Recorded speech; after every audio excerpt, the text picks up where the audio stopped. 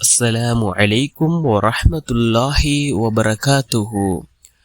அன்பார்ந்த இஸ்லாமிய சகோதரர்களே, அல்லாஹ்வின் நல்லடியார்களே, இன்று நாம் பார்க்க இருக்கின்ற ஒரு விடயம் என்னவென்றால்,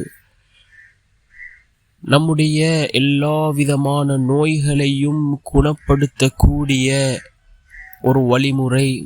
இந்த வழிமுறையை நாம் செய்து வருவதன் மூலமாக எவ்வளவு பெரிய கொடிய நோய்களாக இருந்தாலும் சரி, அத்தனை நோய்களையும் அல்லாஹ் குணப்படுத்துகின்றான், ஆரோக்கியத்தை வழங்குகின்றான்.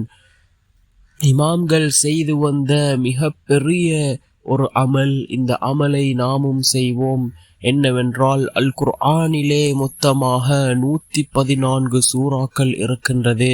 இந்த 114 சூறாக்களினதும் கடைசி ஆயத், ஒவ்வொரு சூறாவினதும் இறுதி ஆயத். இந்த ஆயத்தை நாம் ஓத வேண்டும். எவ்வாறென்றால், பிஸ்மில் கூறிவிட்டு அந்த ஆயத்தை ஓதுவது.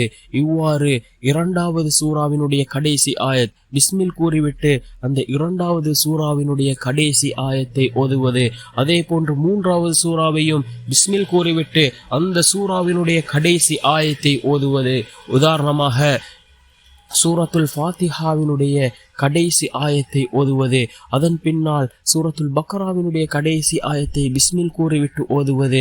அதன் பின்னால் சூரத்துல் ஆல இம்ரானினுடைய கடைசி ஆயத். இவ்வாறு ஒவ்வொரு சூறாவினுடைய கடைசி ஆயத்தையும் நாம் பிஸ்மில் கூறிவிட்டு ஓதிவிட்டு அதனை நாம் தண்ணீரில் ஊதி, அந்த தண்ணீரை நாம், அந்த நோய்வாய்ப்பட்டவர்கள் அந்த தண்ணீரை அருந்துவதன் மூலமாக அல்லாஹ் அவர்களுக்கு ஷிஃபாவை கொடுக்கின்றான்.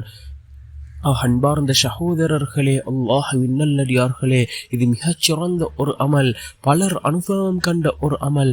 இதனை நாமும் செய்து வருவோம்.